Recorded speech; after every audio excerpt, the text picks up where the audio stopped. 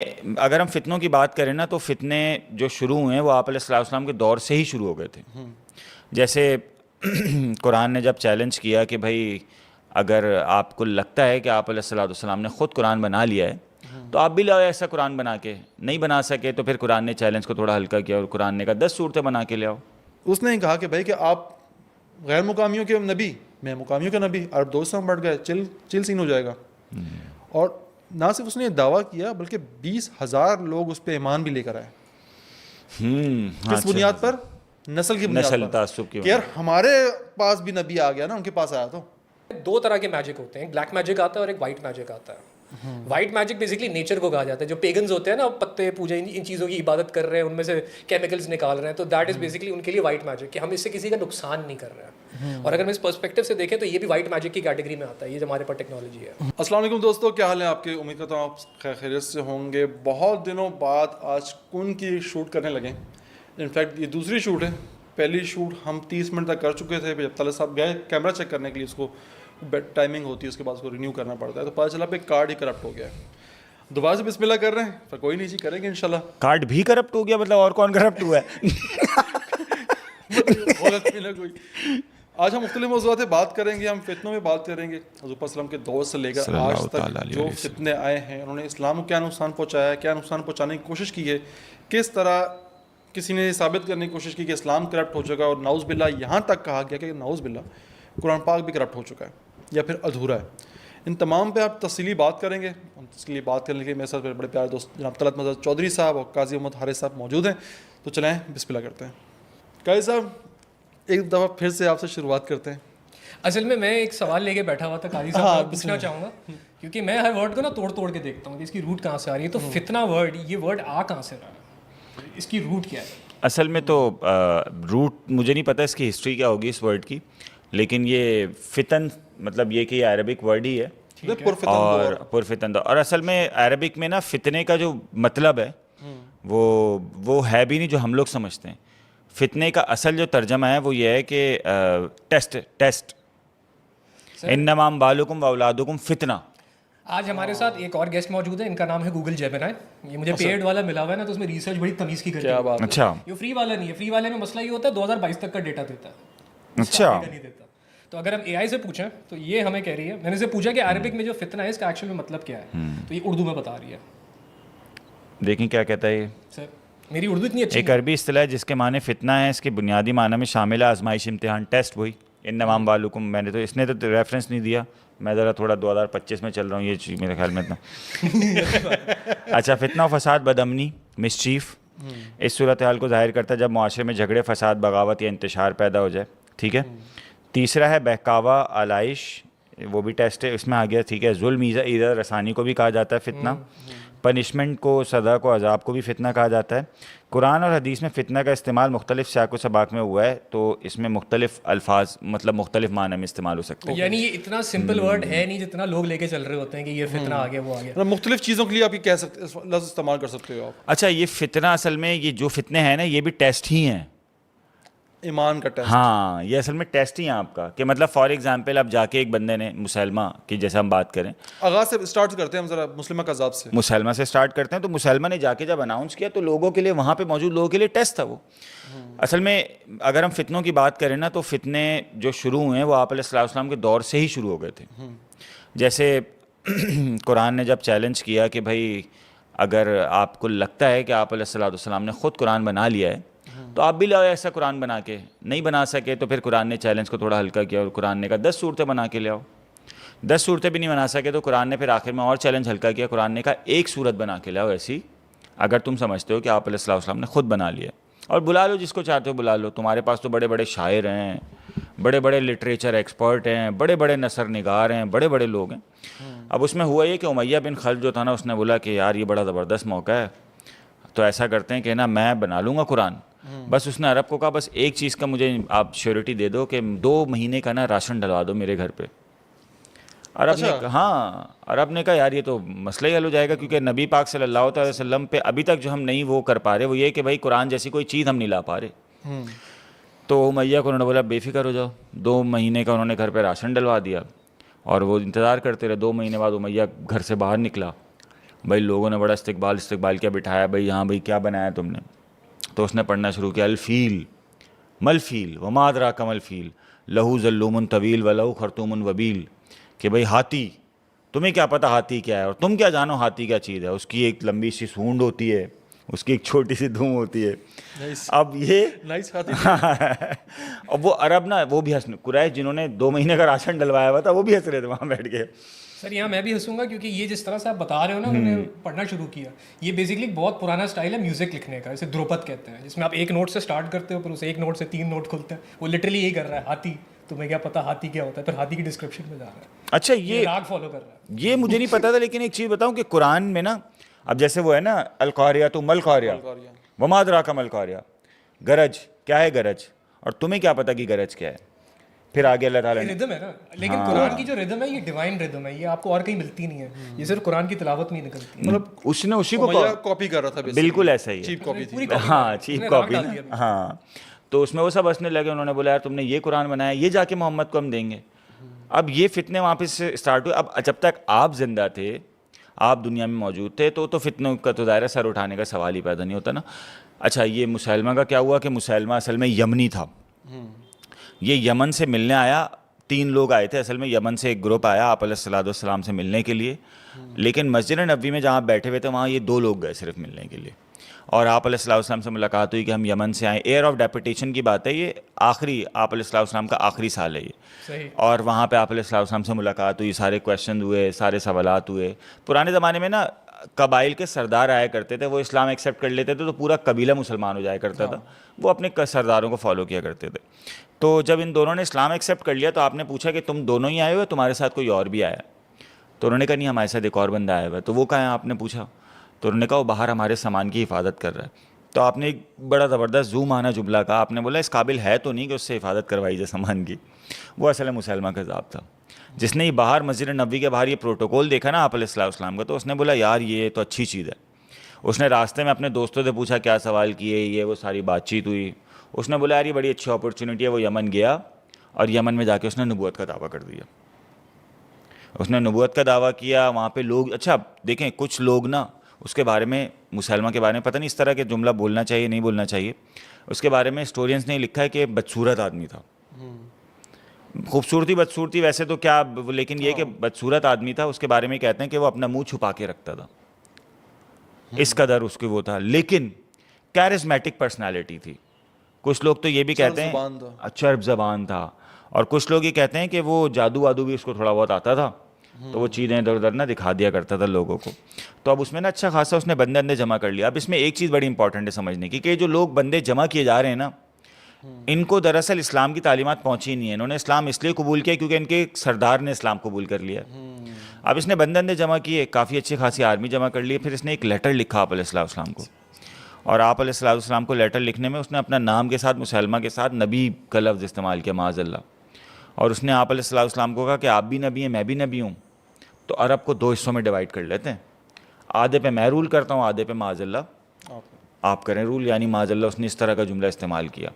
تو آپ علیہ السلام بڑے خفا ہوئے، غصہ ہوئے اس بات پہ، اور آپ علیہ السلام نے اس کا نام پھر کذاب یعنی دلائر جھوٹا رکھا.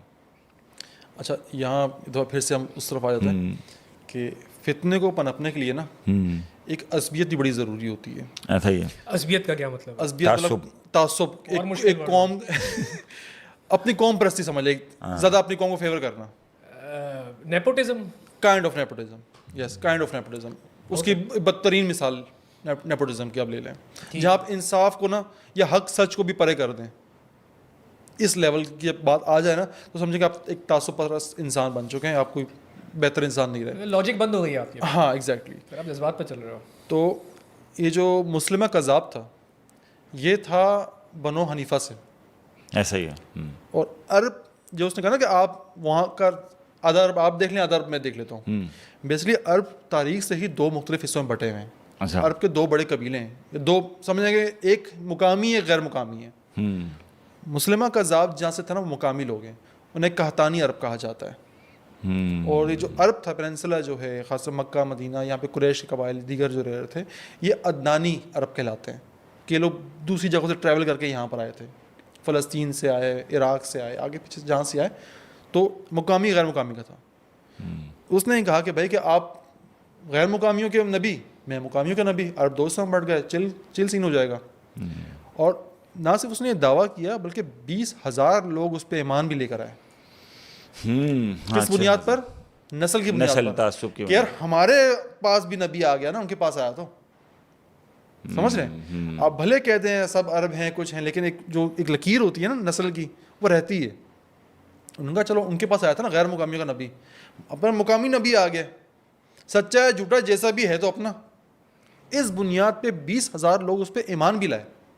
پورا بنو حنیفہ اس پہ ایمان لے کے آ گیا.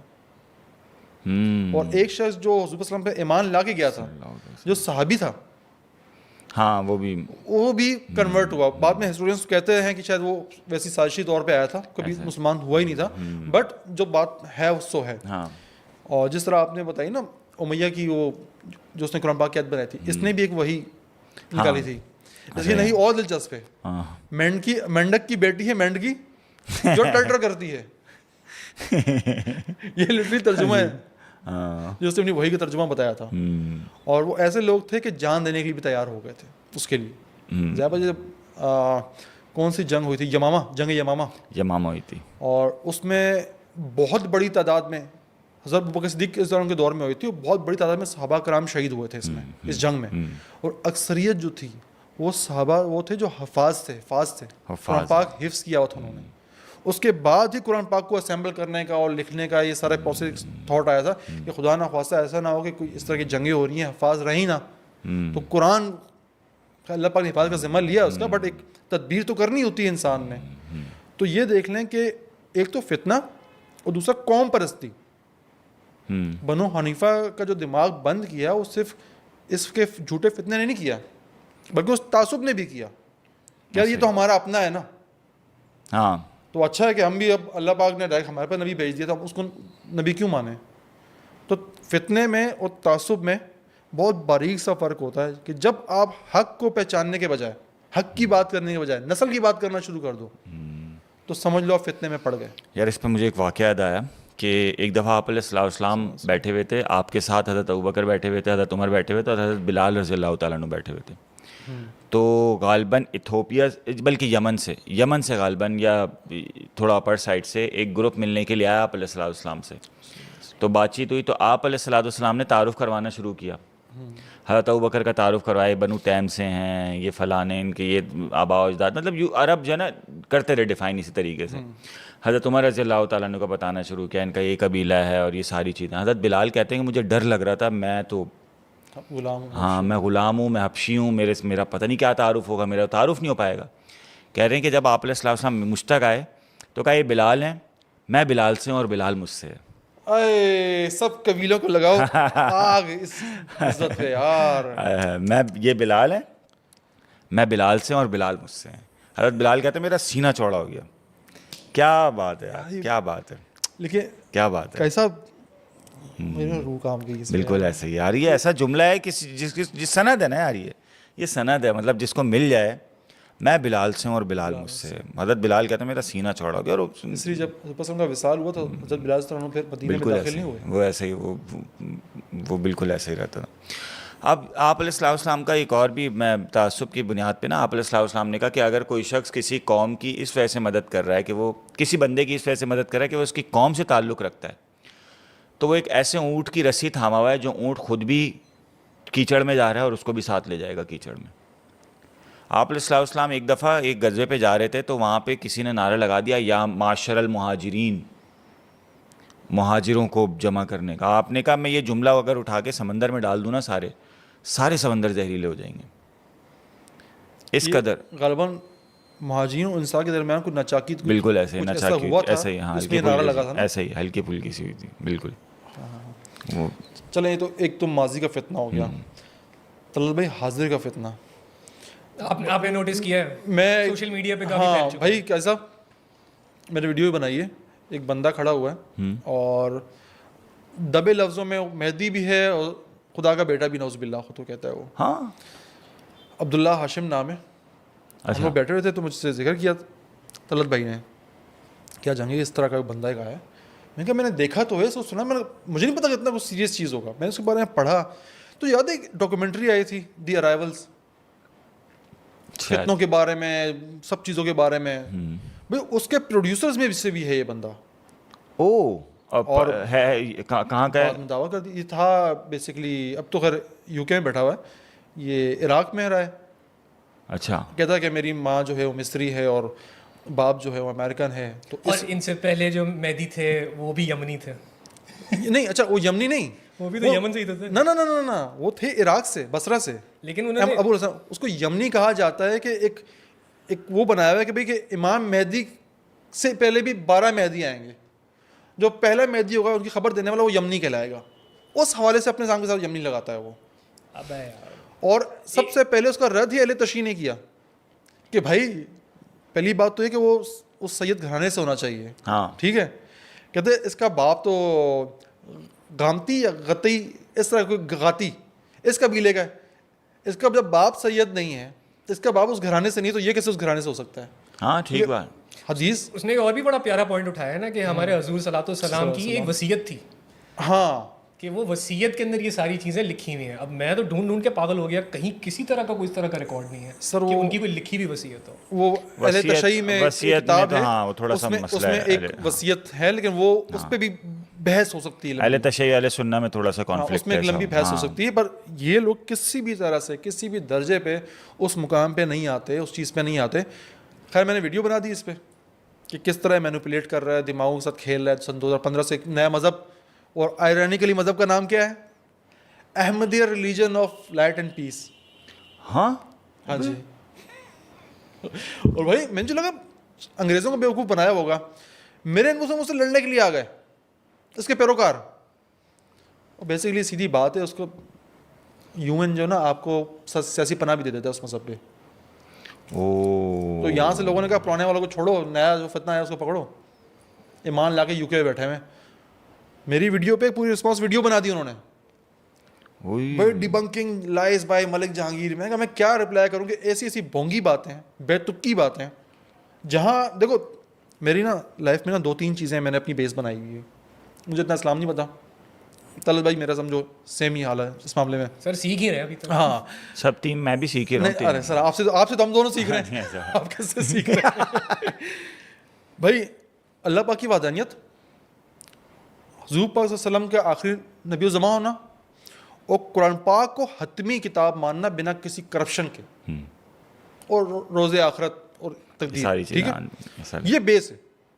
ایک بندہ آ کے بول دے کہ بھائی اپنا قرآن پاک کے 2 پارے مسنگ ہیں, قرآن پاک میں کرپشن ہو گئی ہے, میں اس کو ٹھیک کرنے کے لیے آیا ہوں. ابھی جس کو نہ عربی پڑھنا آتی ہے نہ سمجھ آتی ہے, انگریزی بولتا ہے, پورا دن انسٹاگرام ٹک ٹاک پہ بیٹھا رہتا ہے, اور فالوورز ہیں اس کے, لڑتے ہیں آپ سے آ کے. بھائی اچھا سر آپ بتائیں سر. یہ نا ایک پوری سورہ پیش کی ہے جس کو وہ سورہ ولایت کہہ رہا ہے, کہ یہ وہ سورہ ہے جس میں کلیئرلی مینشنڈ ہے کہ حضور صلی اللہ علیہ وسلم کی جو اہل بیت ہیں اب ان کو جو ہے امامت ہینڈ اوور کی جائے گی.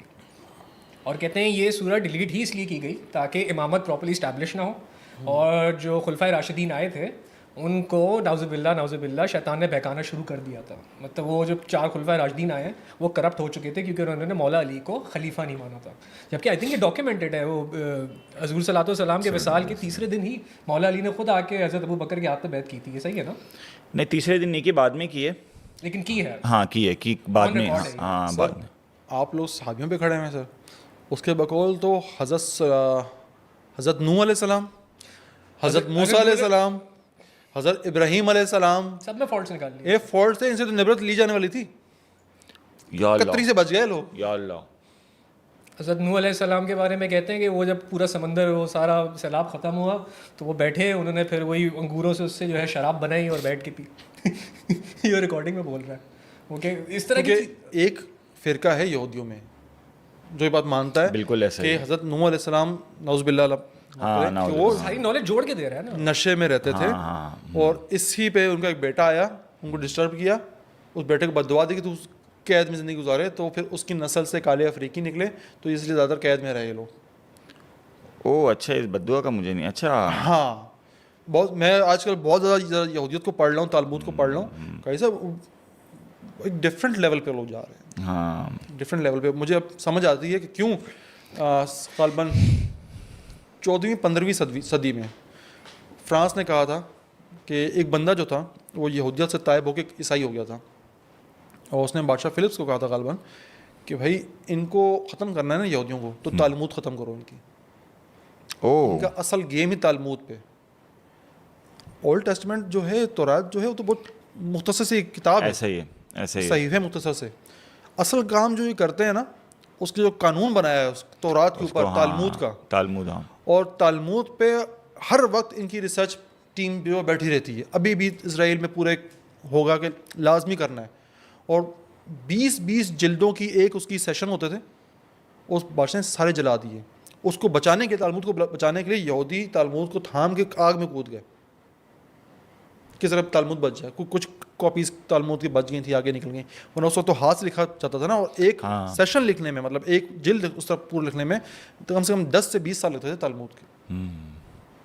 وہ تالمود میں بہت ہی ڈفرینٹ لیول کی چیزیں ان لوگوں نے جو ہے تحقیق کر کے لکھی ہیں اس پہ. ابھی سر آپ کتنا گھس پائے ہو تالمود پہ؟ میں نے تھوڑی بہت کوشش کی تھی اور ایسی چیزیں پتہ لگی ہیں کہ تالمود میں اس وقت حضرت نوح علیہ السلام کو پڑھ رہا ہوں اور حضرت سلیمان علیہ السلام تک میں پہنچا ہوں. تالمود کے اندر مجھے ایک ایسی, مطلب میرے رونگٹے کھڑے ہو گئے یہ پڑھ کے, لیکن اس کے اندر جو وہ کہتے ہیں نا پیوبرٹی کا جو ٹائم بتایا ہوا کہ کس عمر میں شخص بالغ ہوتا ہے, کب اس کے ساتھ نکاح جائز ہے, کب اس کی ورجنٹی چلی گئی ہے, یہ جائز ہے یا نہیں جائز ہے, اس کے اوپر بہت ڈیٹیل میں لکھا ہوا ہے, اور اس میں زیادہ تر پیڈوفیلیا ہے. پتہ نہیں آپ کا اتفاق ہوا ہے وہاں تک گھسنے کا. اس کے بعد میرے میں آگے پڑھنے کی ہمت نہیں, مطلب 6 سال 5 سال کے بچے کو بھی وہ کہہ رہے ہیں کہ اگر اس کے ساتھ ہم جنسی تعلق ہوا ہے تو اس کی ورجنٹی نہیں گئی ہے. جب اس کا ریپروڈکٹیو سسٹم آن ہوگا اس کے بعد کیلکولیٹ ہوگا کہ یہ بیسکلی ورجن ہے یا نہیں ہے. اور دوسرا جادو کو جادو مانتے نہیں ہیں وہ بیسکلی انرجی مینیپولیشن ایک نارمل پریکٹس, ایک نیچر کا ایک قانون مانتے ہیں, اس کو مینیپولیٹ کرنا ہے, اس سے چیزیں حاصل کرنا. تو جادو بہت نارمل پریکٹس ہے, اور کرتے ہیں مختلف لیولس پہ جا کے. مختلف اسپرٹس رکھی ہوئی ہیں, نام رکھے ہوئے انہوں نے اسپرٹس کے, کس طرح اس کو جگانا ہے, کس طرح بلانا ہے. اچھا, اس میں نا ایک اور چیز, جیسے آپ علیہ السلام کے دور سے بھی نا اگر ہم دیکھیں کہ جیسے اگر بات کریں مسلمہ کی, تو حضرت ابوبکر صدیق رضی اللہ تعالیٰ عنہ نے جب ڈیسائیڈ کیا کہ بھائی مسلمہ کے اگینسٹ آرمی بھیجنی ہے, پھر دوسرے بھی یہ سارے لوگ تھے, 4 لوگ اس وقت تک ہو گئے تھے, مسلمہ, طلحہ, اسود العنسی کو تو مارا جا چکا تھا. بتاؤ ڈیٹیل مجھے. اسود العنسی کا پتہ کیا تھا؟ اسود العنسی نے آپ علیہ السلام کے ٹائم پہ, یہ بھی یمن کے قریب ہی رہنے والا تھا, اس نے بھی نبوت کا دعویٰ کیا, اس نے آپ علیہ السلام کو لیٹر بھی لکھا, اور اس نے بھی یہی کہا کہ میں بھائی نبی ہوں اور یہ ساری چیزیں. تو آپ علیہ السلام نے پھر اپنے صحابہ میں کھڑے ہو کے کہا تھا کہ کون ہے جو اس شخص کو قتل کرے گا. تو وہ حضرت فیروز دہلوی رضی اللہ تعالیٰ عنہ تھے, انہوں نے کہا تھا کہ میں جو ہے وہ حامی بھرتا ہوں. تو حضرت فیروز دہلوی رضی اللہ تعالیٰ عنہ نے حامی بھری, اور مزے کی بات یہ ہے کہ حضرت فیروز دہلوی رضی اللہ تعالیٰ عنہ کی جو کزن تھیں وہ اس کی وائف تھیں اسود العنسی کی, اور وہ مسلمان خاتون تھیں. تو حضرت فیروز دہلوی نے ان سے بات کی, تو انہوں نے بولا ٹھیک ہے میں پلان بناتی ہوں. تو وہ انہوں نے پھر پلان بنایا, پھر وہ رات میں بڑی مشکل سے, بڑا زبردست قصہ بھی ہے اس کا کہ وہ اس نے تو وہ بنایا ہوا تھا قلعہ وغیرہ بڑا زبردست قسم کا. تو وہ رات میں باہر بیٹھے واش روم کی طرح, جیسے کہ واش روم کے لیے نکلے ہوتے ہیں, تو وہ ادھر ادھر اور بھی لوگ بیٹھے ہوئے تھے. تو گارڈ نے آواز لگائی چلو بھائی اب قلعے کا دروازہ بند ہو رہا ہے, آ جاؤ جو اندر آنا ہے. تو باقی سب لوگ بھی جانے لگے, یہ بھی اسی میں ہی گھس گئے اندر. اب اندر قلعے کی انہوں نے میپ تو بتایا ہوا تھا ان کی وائف نے, لیکن وہ ظاہر ہے پہلی دفعہ گئے تھے تو ان کو پتہ نہیں تھا, بڑی مشکل سے خیر وہ رات کے اندھیرے میں اوپر چڑھے, سیڑھیاں چڑھ کے اوپر گئے, کمرے میں انہوں نے کنڈی کھول دی تھی وائف نے, وہاں اندر گئے. وہاں پہ فیروز دہلوی رضی اللہ تعالیٰ عنہ نے جب اس کے اوپر اٹیک کیا اسود العنسی پہ, تو وہ چوک گیا, پہلے نہیں لگا صحیح طریقے سے وار. تو بہرحال جب اس نے شور وور کہ بھائی کون ہے کیا آواز, تو پھر آواز پہ انہوں نے حملہ کیا, اس کو بہرحال ختم کیا. جب باہر آئے تو بیچارے سیڑھی سے گر بھی گئے, اور بڑی مشکل سے وہ قلعے سے باہر نکلنے میں کامیاب ہوئے. اور پھر جب وہ صبح پہنچے یہاں پہ مکہ آپ علیہ السلام کے پاس کہ بھائی میں خوشخبری دوں کہ میں نے اس کو قتل کر دیا, تو یہاں پہ آگے پتہ چلا کہ جس وقت وہ پہنچیں اس سے تھوڑے ٹائم پہلے آپ علیہ السلام کا وصال ہوا ہے. تو وہ مل نہیں سکے, لیکن یہ کہ آپ کا فرمان پورا کیا. پھر تیسرا یہ تھا کہ وہ ایک شخص تھا طلحہ, میں اصل میں اسی طرف لے کے جانا چاہ رہا تھا. پہلے مسلمہ کو ڈسکس کرتے ہیں. مسلمہ پہ اٹیک کرنے کا ارادہ کیا نا حضرت ابوبکر صدیق نے مسلمہ اور ان سارے لوگوں پہ, تو حضرت عمر رضی اللہ تعالیٰ عنہ کہہ رہے تھے کہ آپ بہت سارے محاذ کھول رہے ہیں, اتنی آرمی ہے نہیں ہمارے پاس, ایون خاص طور پر منکرین زکوٰۃ کے حوالے سے بھی. تو حضرت ابوبکر نے یہی کہا تھا کہ اگر یہ ایک رسی بھی دینے سے منع کریں گے نا میں ان کے اگینسٹ لڑوں گا. اور حضرت ابوبکر صدیق رضی اللہ تعالیٰ عنہ نے سب سے پہلے 2 آرمیز بھیجی تھی مسلمہ سے لڑنے کے لیے. ایک آرمی کی کمانڈ دی تھی حضرت اکرمہ کا جو ابو جہل کے بیٹے تھے, مسلمان ہو گئے تھے وہ, ان کو دی, اور دوسری دی تھی حضرت شرحبیل بن حسن رضی اللہ تعالیٰ عنہ کو. اور ان کو دونوں کو کہا تھا, پہلے ایک بھیجی دوسری بھیجی, ان دونوں کو کہا تھا کہ کبھی بالکل ہرگز اکیلے اٹیک مت کرنا, جب تک دونوں ایک دوسرے سے مل نہ جاؤ, ایک آرمی ایک جگہ جمع نہ ہو جائے, تب تک مسلمہ پہ اٹیک نہیں کرنا. حضرت اکرمہ گئے, وہ کانفیڈنٹ تھے, انہوں نے اٹیک کیا, ان کو ڈیفیٹ ہو گئی. حضرت شرحبیل گئے, انہوں نے بھی اٹیک کیا, ان کو بھی ڈیفیٹ ہو گئی.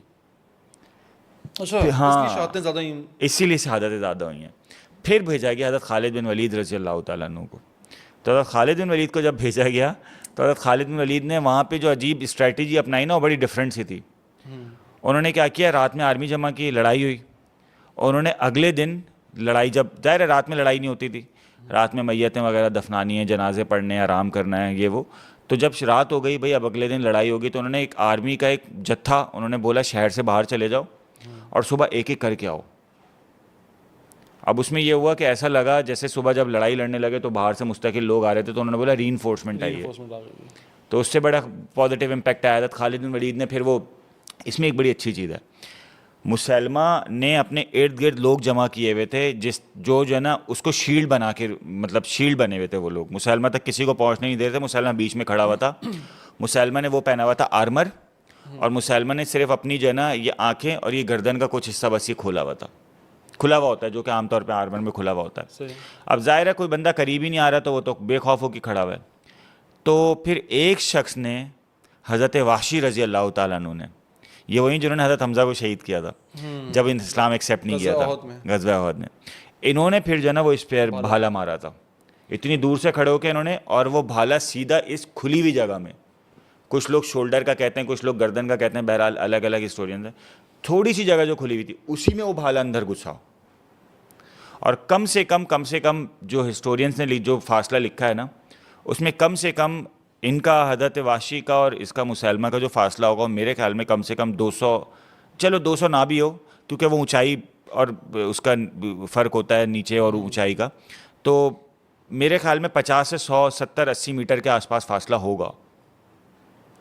اور وہ اونچائی نیچائی کا بھی فرق تھا, مطلب یہ نہیں کہ ظاہر آپ بولیں گے کہ آج کل جو ہے وہ اتنے بڑے بڑے جیولین تھروئرز ہیں وہ اتنا نہیں کہ پھینک پا رہے, تو وہ ہائٹ کا بھی ڈفرینس تھا. ارشد نے بھی 93 اس طرح اس نے کیا ہے.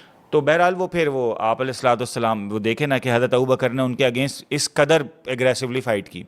طلیحہ کا بڑا خطرناک سین تھا. طلیحہ پہلے اسلام ایکسیپٹ کیا, انہوں نے آپ علیہ الصلوۃ والسلام سے ملے بھی, اسلام بھی ایکسیپٹ کیا, بعد میں نبوت کا دعویٰ کر دیا. ان سے ہوئی اس نے بیٹل آف بزاخہ, جب لڑنے کے لیے حضرت خالد بن ولید لڑے ان سے, جب لڑنے کے لیے گئے تو یہ چادر اوڑھ کے بیٹھ گئے. وہ آیا جو چیف ہوتا ہے جو سنبھال رہا تھا ساری چیزیں, اس نے بولا بھائی آرمی لڑنے کے لیے, اس نے بولا جاؤ لڑو, مجھ پہ ابھی وہی آنے والی ہے. تو وہ نہیں, ہاں وہ بیٹھا رہا, وہ بندے لڑنے کے لیے چلے گئے, وہ بندے مر گئے کافی حد تک. وہ آیا, اس نے بولا کیا سین ہے, بولا ہاں جاؤ ابھی لڑو, وہی آ رہی ہے. 2-3 دفعہ اس نے اسی طرح بھیجا, وہاں آرمی کی حالت خراب ہوئی. حضرت خالد بن ولید تو نمٹا رہے ساری آرمی. تو جب تیسری چوتھی دفعہ یہ واپس آیا, اس نے دیکھا غائب ہے طلیحہ, وہ طلیحہ بھاگ گیا وہاں سے. تو پھر اس نے جا کے سب کو بولا بھائی جس کی بیس پہ ہم لڑ رہے تھے وہی چلا گیا. تو یہ پتہ نہیں چلا نہیں, پھر طلیحہ نے بعد میں اسلام ایکسیپٹ کیا. مزے کی چیز یہ, طلیحہ نے بعد میں اسلام ایکسیپٹ کیا اور مسلمانوں کی طرف سے لڑتے ہوئے ایک رومن بیٹل میں شہید ہوئے. لوگوں کی زندگیاں کیا ہوتی ہیں یار, ہے نا, کیا مطلب اسلام ایکسیپٹ کیا, نبوت کا دعویٰ, ورسٹ صحابیت بیسٹ, مطلب کیا عام انسانوں میں نبی کے بعد سب سے ہائی رینک صحابی کا ہے. آپ صحابی کے درجے پہ ہیں اسلام ایکسیپٹ کرنے کے بعد, سب سے بیسٹ رتبہ ہے. اور پھر آپ سب سے ورسٹ پہ گئے کہ آپ نے نبوت کا ہی دعویٰ کر دیا, اور پھر آپ نبوت کے دعوے کے بعد توبہ طائب ہو کے پھر شہید, پھر وہی دوبارہ بیسٹ کے اس رتبے پہ جو نا آپ فائز ہو جاتے ہیں. تو یہ چیزیں ہیں. باقی اب یہ جو قصہ آپ بتا رہے ہیں, یہ جو عبداللہ ہاشم کا جو بتا رہے ہیں, تو بھائی یہ تو مطلب بالکل وہی سینیریو چلتا ہوا آ رہا ہے جو پچھلے چلتا ہوا آ رہا ہے. اور میرے خیال میں تو جس طرح آپ بتا رہے ہیں کہ یار انبیاء تک بھی پہنچ گئی یہ بات. اچھا ایک چیز بتائیں یار جہانگیر بھائی, آپ بھی طلعت بھائی, مطلب کیا لوگ اتنے فارغ ہیں بالکل ہی فارغ ہیں کہ یار ان باتوں پہ بھی یقین کر لیتے ہیں. سر جب آپ کے اندر سیلف کانفیڈنس نہیں ہوتا نا تو آپ ہمیشہ باہر سے ویلیڈیشن ڈھونڈتے ہو کہ کوئی ایسی چیز مل جائے جو کہ میرے اندر کی آواز کو کہہ دے کہ ہاں یہ صحیح ہے. اب وہ جو یہ صاحب ہے ان کا نام بھی مجھے لیتے ہوئے انکمفرٹیبل فیل ہوتا ہے. وہ کہتے ہیں فزیکل نماز پڑھنے کی ضرورت نہیں ہے, دل ہر وقت اللہ تعالیٰ سے کنیکٹڈ رہنا چاہیے. اب میں سر ایک سائنس کا بندہ ہوں, اگر آپ کوئی چیز اندر سے فیل کر رہے ہو تو فزیکلی آپ پریکٹس بھی تو کرو گے نا. اور ریلیجن کو سمپلیفائی کرنے کی بجائے اڈیپٹ کر رہا ہے. وہ کہہ رہے ہیں جینس پہنو کوئی مسئلہ نہیں ہے, لوگوں کو ان کی مرضی کی پھکی دے رہے ہیں اور لوگ اس کو اچھا ڈاکٹر سمجھ رہے ہیں. وہ کہہ رہے ہیں اب آپ دیکھیں اڈیپٹیشن کا پرابلم آ گئی یہاں پہ, آ گئی خطرناک والی آ گئی. وہ بہت سی ٹیڑھی میڑھی ایسی بھی, جیسے اس نے بہت کلیئرلی بولا ہے کہ قرآن میں کہیں کلیئرلی نہیں لکھا ہوا کہ کینیبس حرام ہے یا افیم چرس وغیرہ, تو کہتے ہیں میں بھی اس کو حرام نہیں کنسیڈر کرتا. جس میں تھوڑا بھی سیلف کانفیڈنس ہے نا, جو خود ریسرچ کرنے والا بندہ ہوگا وہ ایز اٹ از اس کی بات نہیں سنے گا سر. وہ سوچے گا کہ یہ کیا کر رہا ہے. بات وہی ہے نا کہ کبھی آپ نے خیال کیا ہے کہ بنی اسرائیل حضرت موسیٰ علیہ السلام کے جانے کے بعد بچھڑے کو کیوں پوچھنا شروع ہو گئے تھے؟ اللہ کا نبی تھا ساتھ, کچھ دن کے لیے گیا. خوف اور ایک ہوتی ہے انسیکیورٹی, یہ بہت بڑا دشمن ہوتے ہیں آپ کے. اب سین یہ ہے نا کہ وہ جس طرح کی آڈینس کو دیکھ رہے ہیں نا, اس کو سب ڈفرینٹ لیول کی آڈینس ہے. مطلب جو کنارے پہ مسلمان ہوتے ہیں نا, ہم تو خیر ہم تو کوئی نہیں ہوتے کسی کو کنارے پہ آخر بولنے والے, بٹ بھائی ان کو شراب بھی پینی ہے, زنا بھی کرنا ہے, سب کچھ بھی کرنا ہے, بٹ الحمدللہ ہم یار مسلم, ٹھیک ہے. اب وہ چاہتے ہیں نا کہ یار کوئی ایسا ہو جو ان کے دل کی بات کہے, دل کے چور کو تسلی دے. یہ بندہ ان کے دل کے چور کو تسلی دیتا ہے, بھائی تم چلو, کچھ بھی نہیں ہو, کچھ بھی نہیں ہے, کوئی مسئلہ نہیں ہے, میرے ساتھ سب کچھ معاف ہے, سب کچھ ٹھیک ہو جائے گا. پھر یہ کمزوری ایمان کی جو ہوتی ہے آپ کو اس کی طرف لے کے جاتی ہے. ٹھیک اسی طرح بنی اسرائیل جو تھے نا, سب کچھ دیکھ رکھا تھا. جب حضرت موسیٰ علیہ السلام گئے نا, ان کو پتہ نہیں تھا واپس آئیں گے یا نہیں آئیں گے. اب یہ دیکھو کہ عورتیں, بوڑھے, بزرگ میدان میں ویران, کچھ پتہ نہیں کہاں جانا ہے, کوئی آسرا نہیں ہے. پھر وہ آسرے کی تلاش میں تھے. وہاں پہ سامری نے کیا, بچڑا پیش کیا, تو انہوں نے کہا چلو یار کسی دور میں تو خدا رہا ہے نا ہمارا, یہ خدا نہ صحیح خدا کا آسرا ہی صحیح. ہماری دعائیں تو قبول تو ہوتی تھی نا, بچے تو ہمارے پیدا ہوتے تھے, محبتیں ہمیں ملتی تھی, رزق تو ہمیں ملتا تھا.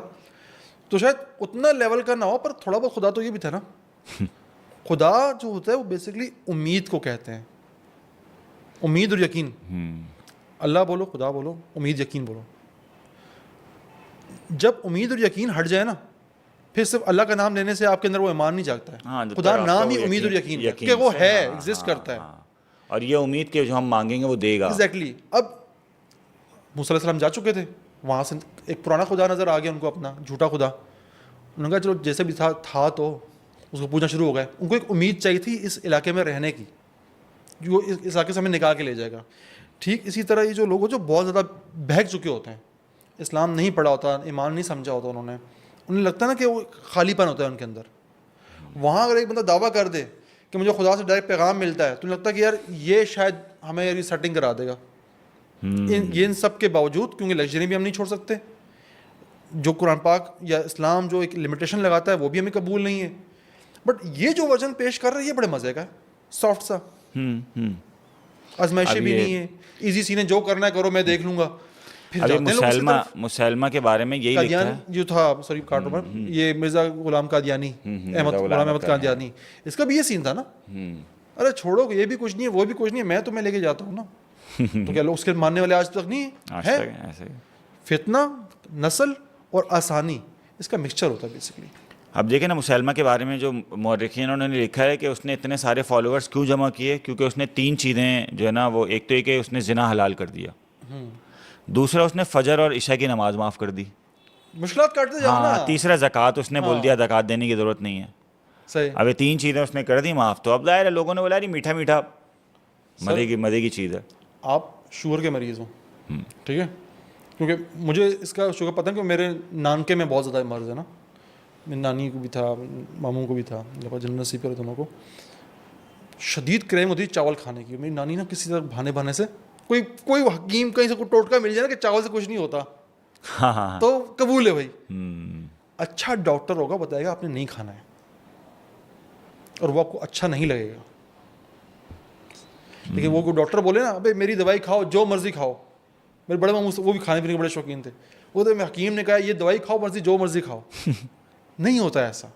ٹھیک اسی طرح دین ہو, خدا کی راہ ہو, اس میں لمیٹیشنز ہوتی ہیں, وہ فالو کرنی پڑتی ہیں آپ کو, اس کے بغیر وہ نظام نہیں چل پاتا. اور ظاہر بات ہے انسان کی ذات ایسی, اس کو کسی بھی لحاظ سے لمیٹیشنز پسند نہیں ہیں. لیکن جب کوئی ایسا بندہ آ جائے جو بولے میں نبی بھی ہوں, اور یہ سب ایسی باتیں نکالی ہوئی تھی, سب چل چیز ہے, تو اندر کا ہمارا شیطان بولتا ہے یار یہ ہوتا ہے نا اصل اسلام, کہ ہمارے دل کی بات کر رہا ہے. ایسے لوگوں کو فالوورز بھی مل جاتے ہیں. حدیث ہے کہ دنیا سجن المومن و جنت الکافر, کہ دنیا مومن کے لیے قید خانہ ہے, کافر کے لیے جنت ہے. اب قید خانے کی میں تو اپنی زندگی مرضی کی تھوڑی ہوتی ہے. ایگزیکٹلی قید خانے میں تو آپ ریسٹرکشنز لگی ہوئی ہیں, وہ ساری چیزیں, کھانا ہی مرضی کا نہیں ہے, اٹھنا بھی ٹائم سے اپنی مرضی کے خلاف ہے, کام بھی سارے مرضی کے خلاف کرنے ہیں. تو بھائی وہ تو اس طرح میٹھی میٹھی جو چیز, میرے خیال میں صحیح کہہ رہے ہیں آپ, کہ ایک تو انٹلیکچولی لو ہونا, جس کو آپ سیلف کانفیڈنس کی بات کرو, کہ بندے یار اللہ نے پھر بہت بڑی نعمت دی ہے دماغ. پھر اگر یہ واما بنعمت ربی کا فحدث, اس نعمت کی قدر بھی کرنی چاہیے, تحدیث بھی کرنی چاہیے, اس کی بتانا بھی چاہیے کہ اگر اللہ نے آپ کو سوچنے والا دماغ دیا ہے نا, بہت بڑی نعمت ہے, یہ بہت بڑی نعمت ہے, یہ چھوٹی موٹی میرے خیال میں واقعی چیز نہیں ہے. سر آپ یقین کریں, اس نے جب شروع کی, اس کی 2-3 ویڈیوز آئی تھی نا ان صاحب کی, تو جس طرح سے یہ ڈلیوری دے رہا تھا ڈیٹا کی, اس پہ میں امپریس ہو گیا تھا. میں آن کیمرہ یہ بتا رہا ہوں, میرا جو دماغ ہلا ہے نا, وہ ہلا ہے اس کی ٹون پہ. آپ اس کی ویڈیو لگا کے نوٹس کیجیے گا, وہ ایک ہی ٹون میں بات کر رہا ہے, وہ لکھا ہوا پڑتا ہے, کچھ ویریشن نہیں ہے اندر. مورالٹی یا ایموشنز فیل ہی نہیں ہو رہا ہے. مطلب ایک طرح سے ایسے روبوٹک چل رہا ہے. وہ جو ایک حدیث بھی ہے نا کہ دجال ایک آنکھ سے کاڑا ہوگا, میں اس کو لٹرل بھی لیتا ہوں, میٹافوریکل بھی لیتا ہوں, کیونکہ وہ یہ کہا گیا نا کہ رائٹ والی آئے. اب اس کو اگر آپ میٹافوریکلی لگائیں نا, تو آپ کا جو رائٹ والی باڈی ہوتی ہے, رائٹ سائڈ ہوتی ہے, یہ لیفٹ برین کو کنٹرول کرتی ہے. آپ کا لاجک ایسا ہی ہے, یعنی وہ اتنا زیادہ لاجیکل ہوگا, اتنا زیادہ لاجیکل ہوگا کہ آپ کی لاجک بند کر دے گا. لیکن مورالٹی نہیں ہوگی اس میں, ایموشنس میں. اس کی ٹون میں صاف دکھ رہا ہے. وہ بولتا ہے, لگ رہا ہوتا ہے کہ ایسا لگتا ہے ٹیلی پرومپٹر لگا ہوا ہے. وہ آپ نے نیوز میں نہیں دیکھا ہوتا, اس طرح نیوز پڑھ رہا ہوتا ہے, ایسے بول رہا ہوتا ہے. وہاں پہ آگے پھر میں نے کہا سر آپ اس پہ ہمت کریں, کچھ ویڈیو بنائیں. یہ سین ہے. اچھا میں مذاق میں میں نے ویڈیو بنائی, مطلب اتنا کچھ زیادہ وہ نہیں کیا. میں نے کہا کوئی 8-10 لوگ فالو کر رہے ہوں گے اس کو, اس کو بھی فالو کر رہے ہیں, دنیا بھر میں لوگ کر رہے ہیں. اس نے اپنی جو کتاب لکھی ہے وہ 40 زبانوں میں ترجمہ کیا اس کا. او کہاں سے پڑھنی, نام چیک کریں, غیات الحکیم, غیات الحکیم, گول آف دا وائز. مطلب اس پہ مجھے ہنسنا نہیں چاہیے, لیکن یہی ہے, یہ نام رکھا ہے. اس کے 40 چیپٹر ہیں, اس میں 40 زبانوں میں اس کا ترجمہ ہے, اردو میں بھی ترجمہ ہے اس کا.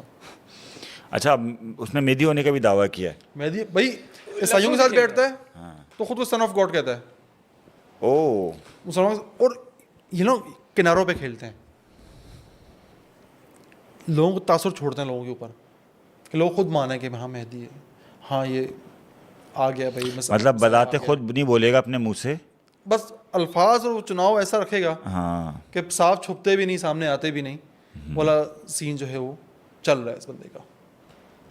اب جبکہ احادیث میں, اب دیکھیں مہدی کا جو کانسیپٹ ہمیں ملا ہے وہ احادیث سے ہی ملا ہے. اب اگر آپ حدیثوں کو مینیپولیٹ کر دو تو پھر اس کا مطلب مہدی بھی نہیں آتا پھر مطلب مہدی کا آنا بھی نہیں پھر رہ جاتا کچھ بھی. اب آپ علیہ السلام نے جہاں پہ, اچھا مزے کی چیز بتاؤں آپ کو کہ حضرت مہدی, امام مہدی کے حوالے سے جو احادیث ہمیں ملتی ہیں نا, میں نے ابھی ریسنٹلی بھی حدیث پڑھی کہ آپ علیہ السلام نے ارشاد فرمایا کہ تم حملہ کرو گے ہندوستان پہ اور تم وہ جنگ جیتو گے, اور اس طرح جیتو گے کہ تم ہندوستان کے حکمرانوں کو بیڑیوں میں جکڑ کے لاؤ گے, اور تم ادھر جکڑ کے لاؤ گے, اور تم خراسان سے ایک گروپ پاؤ گے کہ وہ مکہ کی طرف آ رہے, اور تم مکہ میں پھر مہدی کو پاؤ گے. حضرت عیسیٰ کے بارے میں ایکچولی حدیث میں الفاظ ہیں کہ تم جو ہے وہ حضرت عیسیٰ کو وہاں پاؤ گے.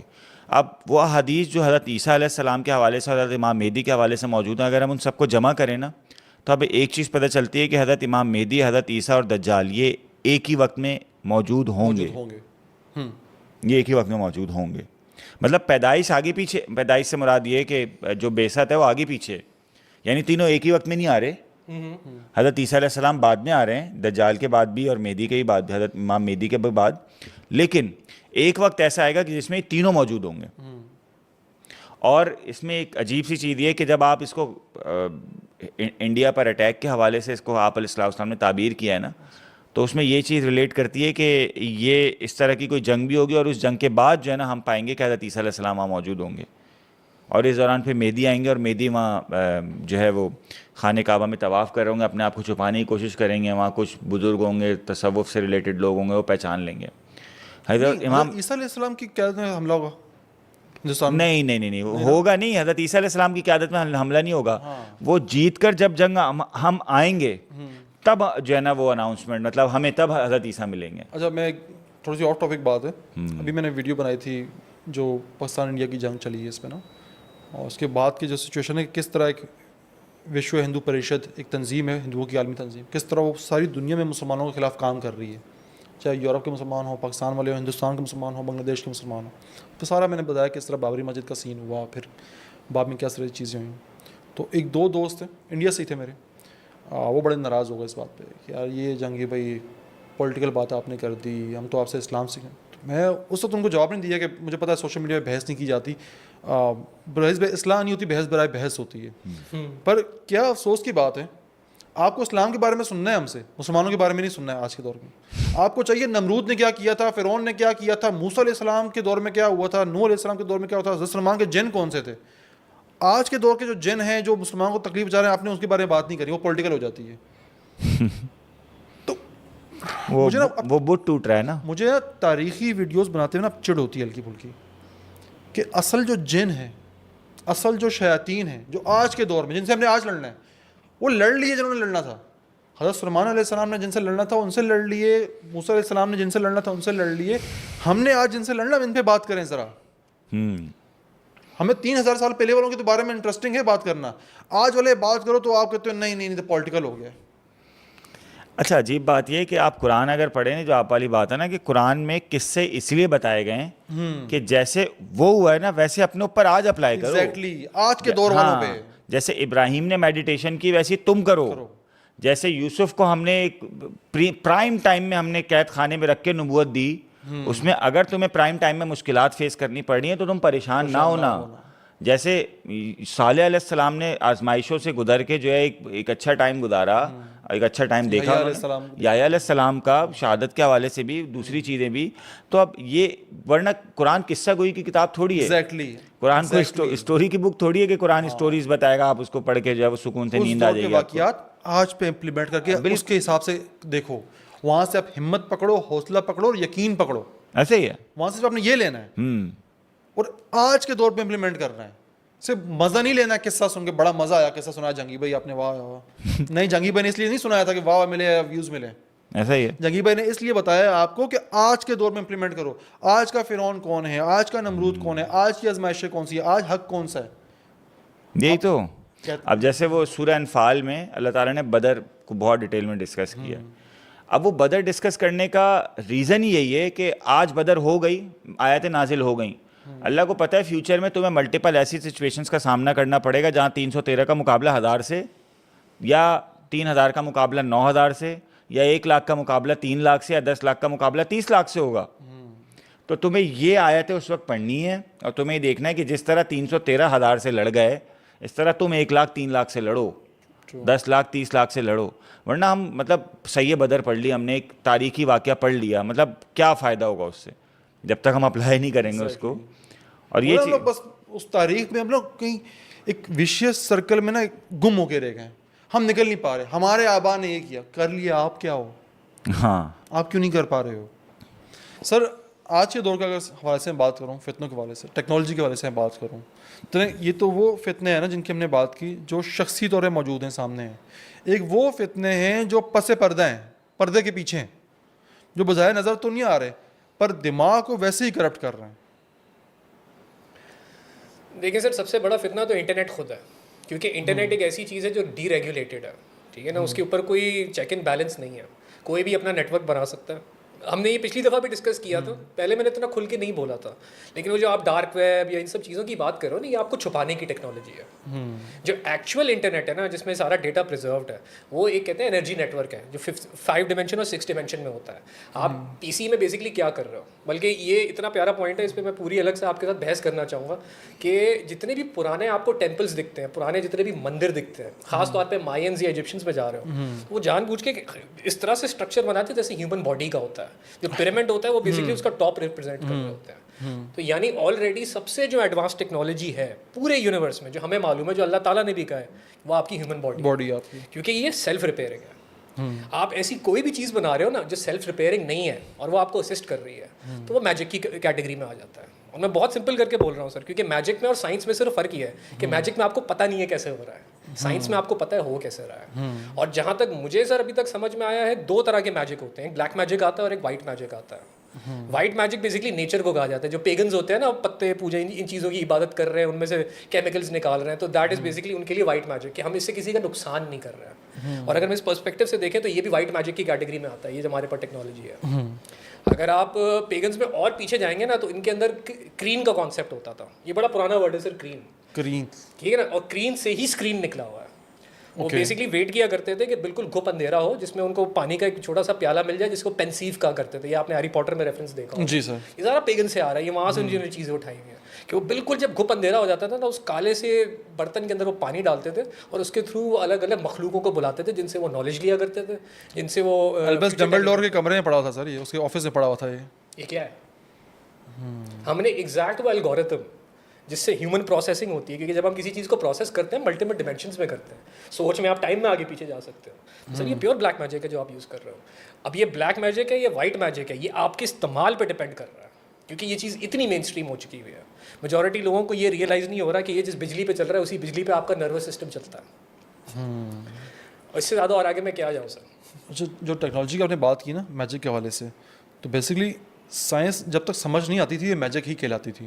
سر آپ سائنٹسٹ کو میجیشین کہا جاتا 1960 میں کسی بندے کو جا کے کہو یہ لو فون, اس میں فوڈ پانڈا ہے, دباؤ گے کھانا آ جائے گا, وہ آپ کو دنیا کا سب سے بڑا جادوگر سمجھے گا. یہ کیسے پاسبل ہے, میں یہاں فوڈ پانڈا دباؤں کھانا آ جائے. سر 1960 میں سن 1996-97 میں جب سائنس فکشن موویز آنا شروع ہو گئی تھی نا, پی ٹی وی وغیرہ پہ بھی, اس پہ دکھاتے تھے بھائی کو دکھا رہے بات کر رہے ہیں, ہم حیران ہوتے ایسا کیسے ہوتا کہ سامنے انسان سے اسکرین پہ بات کی جا رہی ہو. تب بڑے بوڑھے کہتے ہیں ایک وقت آئے گا ایسا بھی کہ جب بات کیا کرو گے آپ.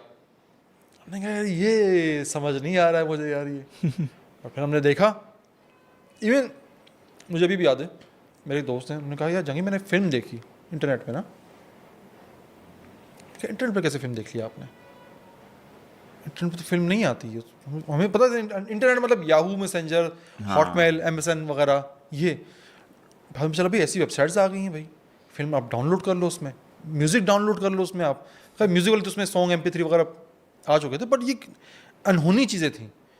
اور یہ اپنی زندگی کے 30-34 سالوں میں ہم نے انہونیاں دیکھی, ایوالو ہوتے ہوئے دیکھی. مطلب 10 سال کی عمر میں جو چیز ناممکن لگتی تھی 20 سال کی عمر میں وہ ہو گئی, 20 سال کی عمر میں جو چیز ناممکن لگتی تھی 34 سال میں ہوتا ہو دیکھ رہے ہیں. چیٹ GPT دیکھ لیں, باقی سب چیز دیکھ لیں, اور ہر بات کی جواب دیتی ہے بھائی تفصیل سے, جیسا بولو ویسا جواب دے گی. سر چیٹ GPT یا پھر AI کہاں پہ پھنسے گی, آپ لوگ خود ٹرائی کر کے دیکھیے گا. ایک ٹرم ہوتی ہے, اصل میں نے A لیولز O لیولز میں کمپیوٹر سائنس پڑھا ہوا ہے تو اس لیے یہ ٹرمز پتہ ہے. ایک ٹرم ہوتی ہے جسے کہتے ہیں گیگو, گاربیج ان گاربیج آؤٹ.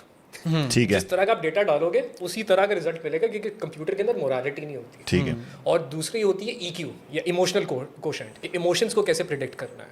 کیونکہ دیکھیں ڈر آپ کو بھی لگتا ہے, ڈر مجھے بھی لگتا ہے, اس کو بھی لگتا ہے, لیکن ہم تینوں کو ڈر کس پرسپیکٹو سے لگ رہا ہے, کس ڈائریکشن سے آ رہا ہے, کون سے حالات میں ہو رہا ہے, وہ ویری کرے گا. وہاں پہ آ کے آپ کا بڑے سے بڑا AI جو ہے وہ فیل ہے, کیونکہ وہ آپ کے ایموشنز نہیں پریڈکٹ کر سکتا. وہ پھر آپ سے سوال کرنا شروع ہو جائے گا, آپ سے ڈیٹا لے گا, اینالائز کرے گا. آئی تھنک یہ آپ کے لیے انف پروف ہے یہ ریئلائز کرنے کے لیے کہ یہ جتنا بھی ڈیٹا آپ کو GPT دے رہا ہے یہ کہیں نہ کہیں سے کاپی کر کے دے رہا ہے, اس کی اپنی کوئی پروسیسنگ پاور نہیں. تو لیکن اب جیسے فار ایگزامپل مطلب ہم یہ آرٹیفیشیل انٹیلیجنس ہو گیا کہ پھر ہوئی نہیں, کاپی پیسٹ ہے نہیں صاحب. تو بیسکلی نا اس لیے آرٹیفیشیل انٹیلیجنس ورڈ یوز کیا جاتا ہے, مصنوعی ذہانت ہے اصل میں ایگزسٹ نہیں. تو پھر اس کا وہ یہی نہ. اچھا پھر ایک اور چیز کہ اگر ہم چیٹ GPT یوز کریں تو اب تو ریزننگ کا بھی ایک وہ آ گیا ہے کہ بھائی کسی بھی چیز کا ایکسپیکٹڈ آنسر کا ریزن بھی وہ بتا رہا ہے کہ اس کی ریزننگ کیا ہے.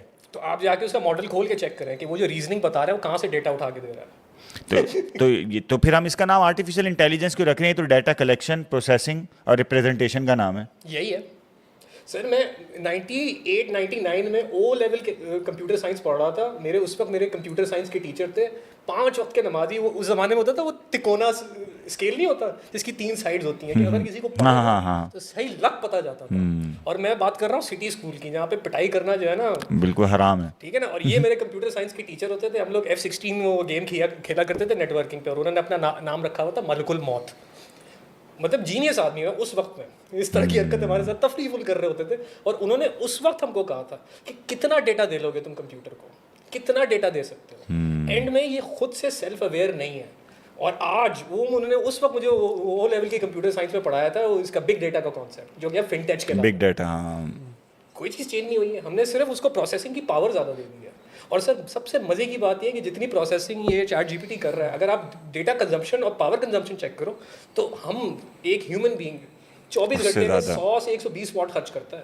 ان کے اتنے بھاری پیچھے کلاؤڈ سینٹر لگے ہوئے ہیں, یہ زیادہ تر سر آپ کو کیا لگتا ہے یہ انسان کی بھلائی کے لیے کر رہے ہیں؟ یہ سارے ملٹری کی ٹریننگ ہے سر. وہ جی پی ایس کا ڈیٹا کلیکٹ کر رہے ہیں, ہیومن مانیٹرنگ ہو رہی ہے, ماسکنگ ہو رہی ہے, وہ بیسکلی آپ کو کیٹیگرائز کر رہے ہیں, یہ پتہ کرنے کی کوشش کر رہے ہیں کہ کون ہے جن کو کنٹرول کرنا آسان ہے اور کون ہے جو کنٹرول کے باہر ہو رہے ہیں. لٹرلی یہ ہو رہا ہے سر. ایک بڑی حیرت انگیز چیز پچھلے دنوں ہوئی کہ ایک اور سافٹ ویئر آیا ہے, chat G P T A I generator ہے, اسے کہتے ہیں VO3, اور اس میں ویڈیوز بنی ہوئی ہیں اور مختلف ویڈیوز ہیں. اس میں کہا جاتا ہے بھائی کہ ایک بندہ مذاق اڑا رہا ہے نا کہ بھائی ایسے بھی لوگ ہیں جو سمجھتے ہیں کہ ہم لوگ ایک پرومپٹ ہیں, وہ سب ہنس رہے ہیں. وہ کہتا ہے بھائی میں تجھے نہیں مارنا چاہتا, یہ بس مجھے پرومپٹ دی گئی تجھے مارنے کی. کیسا وٹ ایف یہ chat G P T sub کچھ ہے, یہ انسان کو ہی ریپلیکیٹ کر رہی ہے ہر شے. تقدیر جب لکھی گئی تھی نا, اللہ پاک نے پرومپٹ لکھی ہے نا, اور ہم اس پرومپٹ کا رد عمل ہیں. کچھ جو ہوتا ہے تقدیر میں یہ لکھا تھا, نصیب میں یہ لکھا تھا. وہ کہتے وٹ ایف اگر یہ اے آئی جنریٹڈ جو چیزیں ہیں یہ اویئر ہو جائیں اس چیز سے کہ ہم پرومپٹ ہیں, یا یہ ماننے سے کب انکار کرتے ہیں ہم پرومپٹ نہیں, ہم تو ایگزسٹ کرتے ہیں ریئل میں. وہ انہیں کہا بھائی تم پرومپٹ ہو, تو کہیں گے وہ مذاق اڑائیں گے. وہ پھر وہاں پہ سیاستدانوں کے بیان آ رہے ہیں, ہم آ کے بھائی سب سے پہلے ان لوگوں کو پکڑیں گے جو ہمیں پرومپٹ کہتے ہیں, ان کو ہم کس اندر ڈالیں گے. دیکھا جائے تو ہم انسان بھی تو ایک پرومپٹ ہی ہے نا, ایک پرومپٹ لکھی گئی تھی, اس پہ سارا نظام چل رہا ہے. سر میں اس پہ ایڈ کرنا چاہتا ہوں کیونکہ وہی اکتوبر سے اب تک جو ہمارا سفر چلا ہے اس میں نے ایک نئی چیز سیکھی جسے امر ربی کہا جاتا ہے. اگر میں اس کو بالکل بیسک لیول میں کسی کو سمجھانا چاہوں نا تو میرے حساب سے کمانڈ ہے. ٹھیک ہے, ایک کمانڈ ہے جو ہماری سمجھ کے باہر ہے, تو لٹرلی ایک طرح کا کوڈ ہی ہوا. ٹھیک ہے, ہاں کمانڈ ہے, ہاں. اور امر ربی ہے, یعنی جتنا ڈیٹا پاسبل ہے سارا اس کے اندر کوڈ کر کے لاک کر کے دے دیا ہے.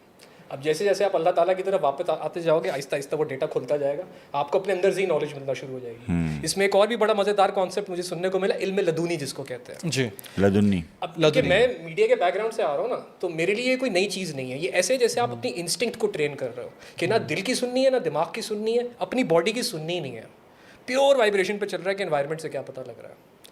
اب یہ ہندوؤں میں تھوڑا ڈسکسڈ ہے. ہندو اس کانسیپٹ کو جو ہے وہ کہتے ہیں کہ آپ ایشور سے کنیکٹ کر رہے ہو یا شیوا سے کنیکٹ کر رہے ہو. تو ان دی اینڈ سر میں آپ سے ایکچولی اگری کروں گا, جس کو انہوں نے ایشور یا شیوا بنایا ہوا ہے اپنی کتابوں کے حساب سے, وہ ہیومن پروسیسنگ کی پیک ہے. وہ سمبلس کے ذریعے, میڈیٹیشن کے ذریعے انسان کی باڈی کو پش کر رہے ہیں کہ وہ 100% پہ پروسیسنگ پہ چلی جائے. اس سے زیادہ کچھ نہیں ہے. اور یہی چیز ایگزیکٹ سر مجھے مطلب کہ میں اس لیے لوگوں کو پش کرتا ہوں کہ بھائی اے آئی چلانا سیکھ لو, دوسرے کے بھروسے نہ بیٹھو, کیونکہ ان دی اینڈ یہ ٹول ہے. نہیں تو پھر بات وہاں آ گئی کہ یہ اے آئی کا مطلب یہ کہ یہ صرف ڈیٹا کا نام نہیں ہے, اس کے پیچھے کچھ نہ کچھ انٹیلیجنس ہے, چاہے آرٹیفیشیل ہو. مطلب فار ایگزامپل میں اس کی ایگزامپل اس طرح دیتا ہوں کہ دیکھیں ہیومن جو مائنڈ ہے, ہیومن انٹیلیجنس جو نیچرل انٹیلیجنس ہے, وہ بھی ڈیٹا کلیکٹ کر کے اسی کے مطابق عمل کرتی ہے. جیسے ہم لوگ ہیں, صحیح ہے, ہم بھی ڈیٹا کلیکٹ کرتے رہتے ہیں. میں جیسے DHA کے روڈ پہ آ رہا ہوں, اب ایک وقت آ گیا کہ بھائی یہاں گٹر ہے, یہاں سے بچ کے جانے, یہ ساری چیزیں یہ نیچرل انٹیلیجنس میں آتی ہے. شاید میں کبھی غلطی بھی کر جاؤں, آرٹیفیشیل انٹیلیجنس شاید نہ کرے. لیکن فرض کریں کب مطلب تب کیا ہوگا جب ایک ایسی سچویشن میرے سامنے آ جائے جو میں نے کبھی آج تک فیس ہی نہ کیا, جیسے فار ایگزامپل کووڈ ہو گیا. صحیح ہے. اب ایک آرٹیفیشیل انٹیلیجنس اور نیچرل انٹیلیجنس میں کیا فرق رہ جائے گا کہ جو ہم نے ایسی سچویشن جو ہم نے کبھی فیس نہیں کی, جس کے حوالے سے ڈیٹا ہمارے پاس نہیں ہے. اس میں تھوڑا سا ایڈ کروں گا, آپ نے بات کی نا, بڑا اچھا سوال کوئی ہے. ایکسٹرا چیز آ جائے انسان ہینگ ہو جاتا ہے.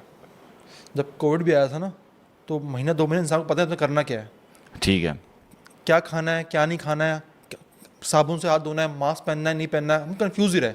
ہمیں ٹائم لگتا ہے چیزوں کو. ہم کیسے ٹائم لیتے ہیں, ہم آبزرویشن سے ٹائم لیتے ہیں, ایسے کہ وہ ہم ڈیٹا کلیکٹ کر رہے ہیں, ڈیٹا کلیکٹ کر رہے ہیں. تو سر یہ بھی ڈیٹا کلیکٹ جس کو کچھ سمجھ نہیں آتی ہے یہ بھی ہینگ ہو جاتا ہے. یہ کیا کرتا ہے, پھر ڈیٹا کلیکٹ کرنا شروع کرتا ہے اس چیز سے متعلق ڈیٹا. پھر جب اس کے پاس وہ ڈیٹا آ جاتا ہے تو پھر یہی فیصلہ لینا شروع کر دیتا ہے. جیسے ہی کووڈ آیا انسان نے کیا کیا, انسان دبک کے بیٹھ گیا کہ بھائی ابھی پتہ نہیں ہم نے کیا کرنا ہے, دنیا بند کر دو. دنیا بند ہو گئی نا, کہ پتہ ہی نہیں ہم نے کرنا کیا ہے. ٹائم لگا انسان کو, ہر جو ہی بڑی مصیبت آتی ہے ہم پہ, جو آؤٹ آف سلیبس آ جاتی ہے بیسکلی, ناگہانی آفت جسے ہم کہتے ہیں, تو انسان فوری طور پر کچھ بھی نہیں کر پاتا ہے. کبھی بھی انسان نے فوراً اس چیز کا اڈاپٹ نہیں کیا, وہ تھوڑا سا بیک فوٹ چلا گیا. کوئی بیماری آ جائے, کوئی قحط آ جائے, کوئی بھی چیز آ جائے, ہم نے وقت لیا ہے اس کو ٹیکل کرنے میں, اس کو سمجھنے میں. تو اس کا مطلب تو یہ کہ یہ بھی پھر, کیونکہ دیکھو فرض کرو ہم لوگ نا ریسرچ میں ہم نے ایک سینیریو بنایا ہوا ہے کہ ریسرچ میں نا دو ویریبلس کو ایک دوسرے سے کنیکٹ کرنے میں نا کبھی کبھی مہینوں سالوں لگ جاتے ہیں. جیسے فار ایگزامپل اس کی ایگزامپل ریسرچ میں دی جاتی ہے کہ جب فرسٹ ٹائم بارش ہوئی ہوگی نا, تو انسانوں نے بارش جب پہلی دفعہ دیکھی ہوگی تو انہوں نے اس کی ریزننگ فائنڈ کرنے کی کوشش کی ہوگی. تو انہوں نے دیکھا ہوگا یار رات میں بارش ہو رہی ہے, تو انہوں نے یہ اندازہ لگایا ہوگا کہ یار جب اندھیرا ہوتا ہے نا تب بارش ہوتی ہے, اور ایک عرصے تک رات میں بارش ہوتی رہی ہوگی. انہوں نے پکا کر لیا ہوگا یار بارش اور رات کا آپس میں ڈائریکٹ ریلیشن ہے. پھر ایک دن ہو گئی ہوگی بارش دن میں, اب وہ پریشان ہو گئے ہوں گے یار بارش دن میں ہو گئی, اس کا مطلب یہ ہے کہ دیر از نو ریلیشن بٹوین رات اینڈ بارش. اب انہوں نے کہا کہ یار کیا ریلیشن ہے پھر, کس وجہ سے, ریزننگ ایکچولی فائنڈ کرنے کی کوشش کی. انہوں نے بولا یار وہ اتفاق سے اس بارش کے وقت جو ہے نا پرندے اڑ گئے ہوں گے درختوں سے. انہوں نے بولا جس وقت درخت پہ پرندے اڑ جاتے ہیں نا بارش ہو جاتی ہے. اور پھر انہوں نے آبزرو کرنا شروع کیا اور واقعی ایسا ہی ہوا, بارش ہو گئی. پھر ایک وقت آیا, انہوں نے بولا نہیں یار ایک دفعہ ایسا ہوا کہ درخت پہ پرندے تھے ہی نہیں, نہ اڑے, اور بارش ہو گئی. پھر آہستہ آہستہ کرتے کرتے کرتے ایک وقت آیا کہ انہوں نے پھر اصل ریزن فائنڈ کر لیا, ہو سکتا ہے جس کو ہم ریسرچ کے زبان میں کہتے ہیں کہ بھائی ریالٹی فائنڈ کرنے کی کوشش میں ہم لگے رہتے ہیں. ہو سکتا ہے شاید فیوچر میں بھی ملٹیپل سچویشن ایسی آئیں کہ جس میں ہمیں پتہ چلے پچھلے ہم نے جو ریسرچز کی ہیں وہ غلط تھیں.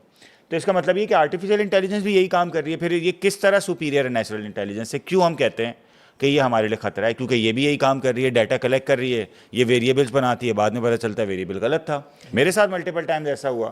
اس نے مجھے, میں نے شاید آپ لوگوں کو بتایا تھا, مجموع الفتاوی میں نے پڑھی ہوئی ہے, تو میں کس چیز میں کچھ سرچ کر رہا تھا, اس نے مجھے ریفرنس دیا مجموع الفتاوی کا. اچھا اس نے عربی عبارت دی. اس کو یہ پتہ ہے میرے فون میں جو چیٹ جی پی ٹی ہے اس کو یہ پتہ ہے کہ اس قدر ہوشیار ہے, اس کو یہ پتہ ہے کہ قاضی حارث کو اگر کوئی عبارت میں عربی میں دوں تو مجھے اس کو اردو میں ترجمہ کرنے کی ضرورت نہیں ہے. یہ اس قدر ہوشیار ہے. اس نے اصل میں ہاں وہی بالکل. اچھا اب یہ چیزیں نا اب اور بھی زیادہ, اب وہ مجھے بولتا ہے کہ کیا میں اسکرپٹ تیار کر دوں اس کے لیے, اس طرح کی چیزیں. بہرحال میں نے وہ عبارت پڑھی تو میں نے نیچے لکھ دیا کہ میں نے کہا بھائی میں نے تو مجھے یاد نہیں پڑتا مجموع الفتاوی میں عبارت پڑھی ہو, آپ مجھے پلیز وہ ریفرنس دیں کون سی جلد میں کون سے پیج پر ہے. اس نے مجھے ریفرنسز بھی دے دیے. مجموع الفتاوی میرے پاس تھے, میں نے کھول کے دیکھی وہ عبارت نہیں تھی وہاں پہ. میری اس سے تقریباً کوئی 15-20 منٹ بحث چلی ہے. پھر اس نے آخر میں مانا کہ سوری وہ میں نے غلط ریفرنس دے دیا تھا, یہ مجموع الفتاوی میں نہیں فلانی کتاب میں. تو یہ بھی یہی کام کر رہی ہے جو ہم کر رہے ہیں. ہم بھی بیٹھے ہوئے بحث کر رہے ہوتے ہیں, ہم بولتے ہیں نہیں ہے یار پڑھیے, جب کتاب سامنے آتی ہے ارے یار نہیں اس میں نہیں, پھر میں نے کہیں اور پڑھی ہوگی.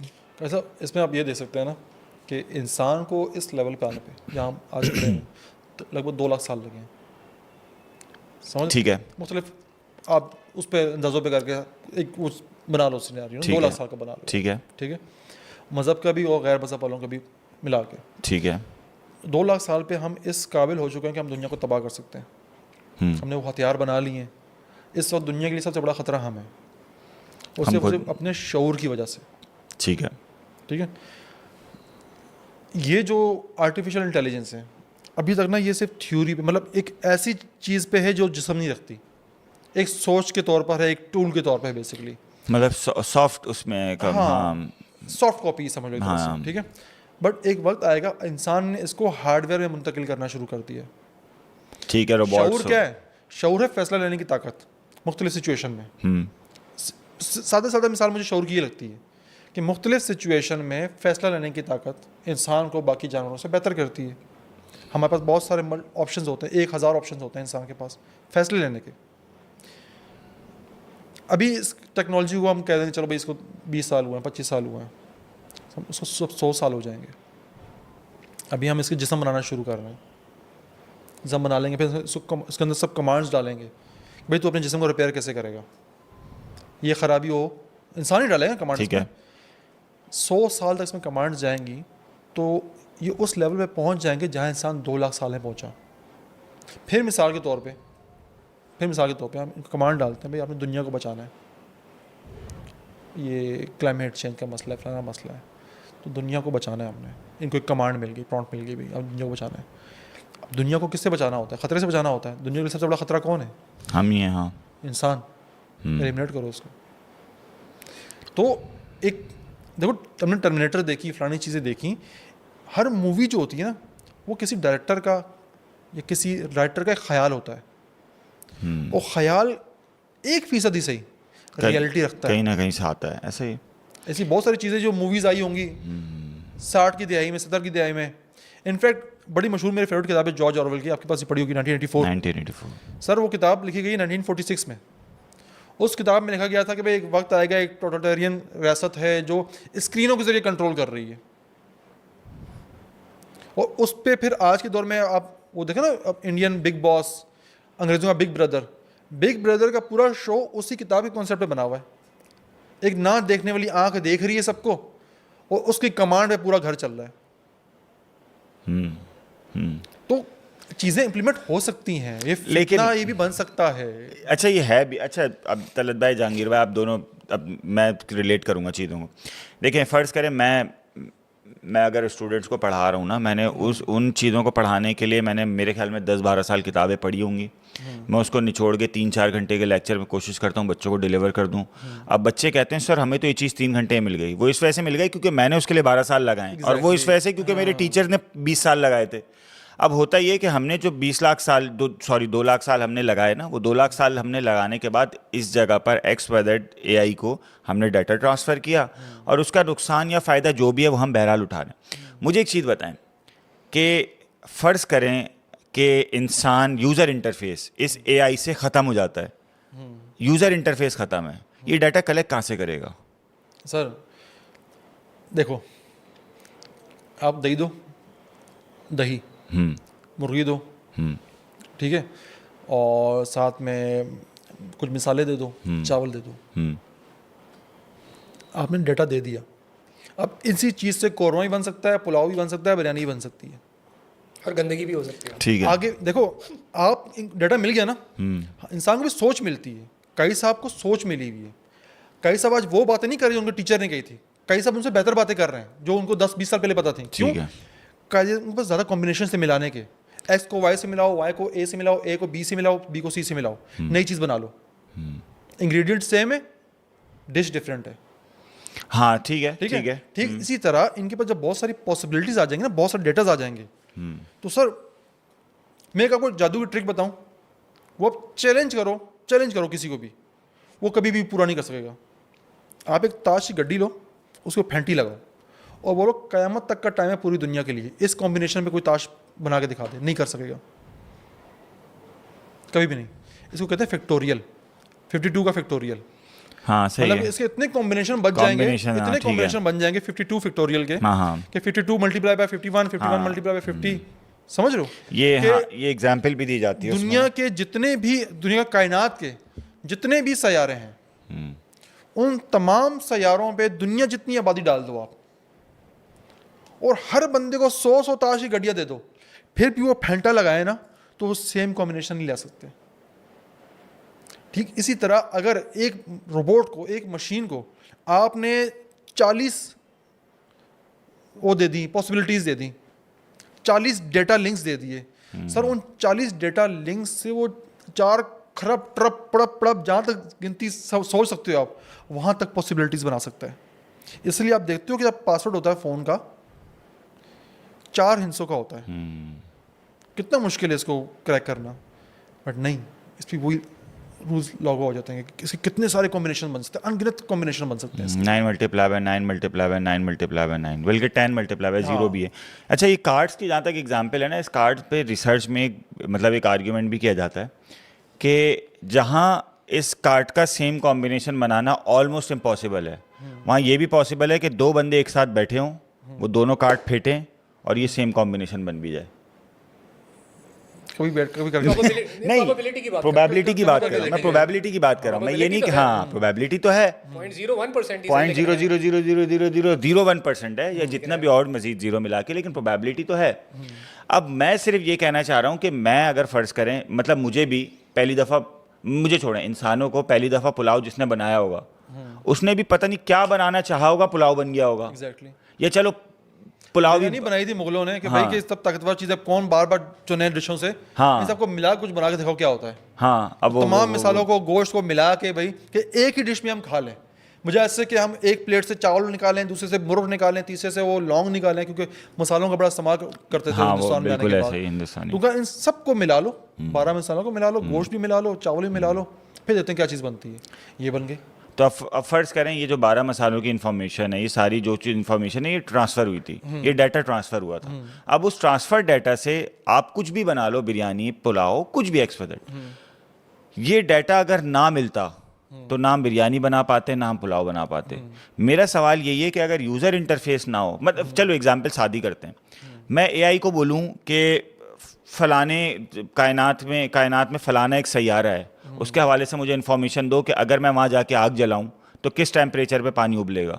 اس کے لیے پہلے آپ کو ڈیٹا فیڈ کرنا پڑے گا کہ آگ کیا ہوتی ہے, لینگویج. ہاں, وہ یوزر انٹرفیس کے بغیر کچھ بھی نہیں. سر کیسا, اسی لیے تو اس کو بھی ججمنٹ ڈے کہا جاتا ہے کہ وہ اینڈ ہوگا دنیا کا, وہاں سے دنیا آگے نہیں جائے گی, بٹ وہاں تک اتنا کافی ہو جائے گا باقی سب کو تباہ کر دیا جائے. ہاں, اس وقت جتنا کچھ ہوگا نا وہ فل اسٹاپ ہو جائے گا. پھر اگر آپ ٹرمینیٹر ٹرمز پہ جاتے ہیں یا اس چیز پہ جاتے ہیں کہ مشین اتنی سیلف اویئر ہو جاتی ہیں, وہ وہیں تک جائیں گی جب انسان ختم ہو جائیں گے, تو وہ بھی وہیں پہ محدود رہ کے جائیں گی.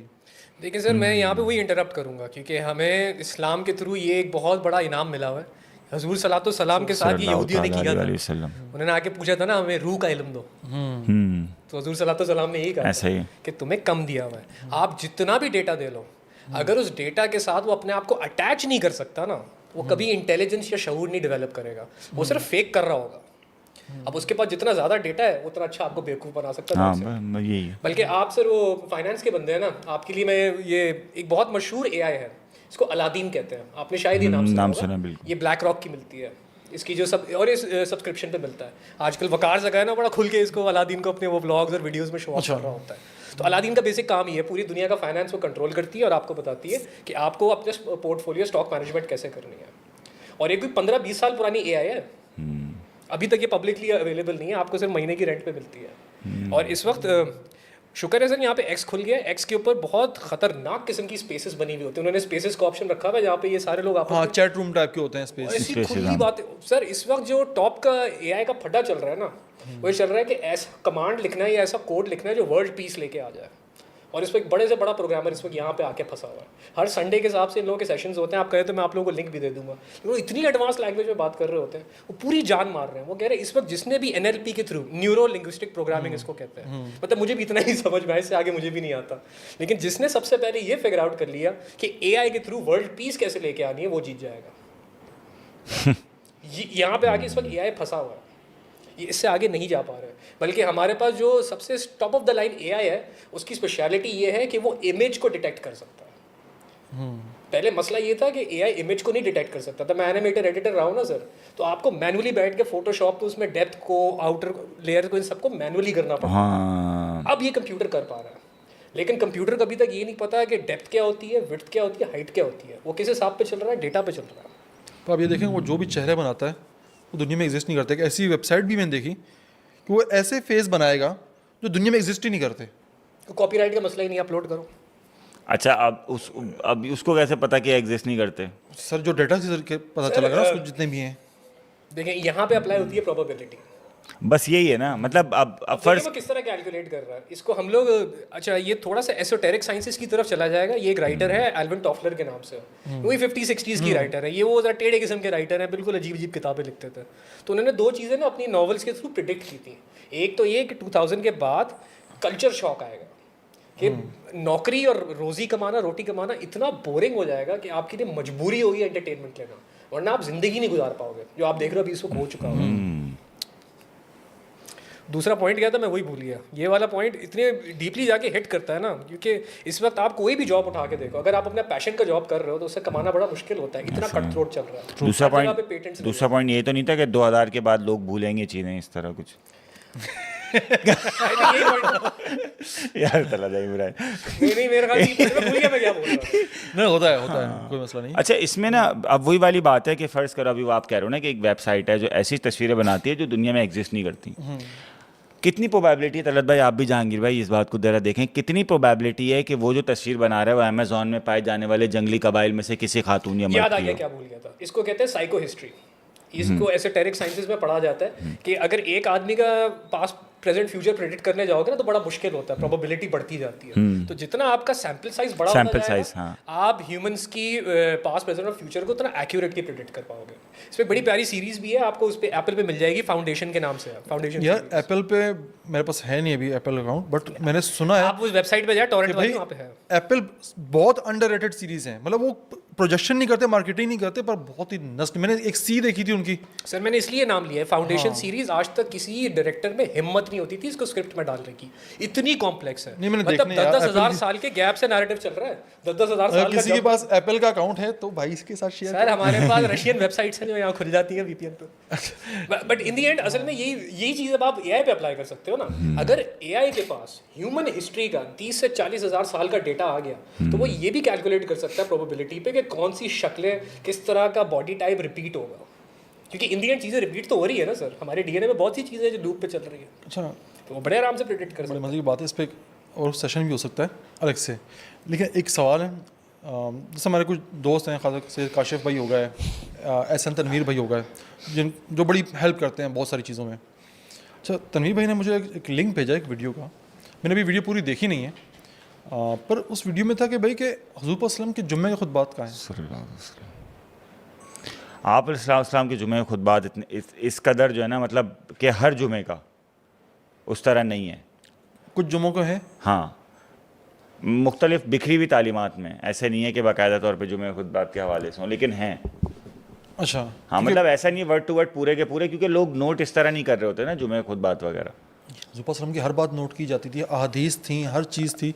जुम्मे की खुतबात असल में होता ये था कि आप अलैहिस्सलाम जैसे रोज़मर्रा के काम पे जा रहे हैं, चीज़ें आप अलैहिस्सलाम को इरशाद फरमाने, तो लोग लिखने वाले बैठे होते थे। अब जुम्मे की खुतबात ना लोग इसलिए उसको वो नहीं कर रहे होते थे, जो मुझे बताया ऐसा लगता है कि वो नमाज के लिए आए हुए होते थे, वो समझते थे कि जनरल नसीहतें वगैरह हो रही हैं।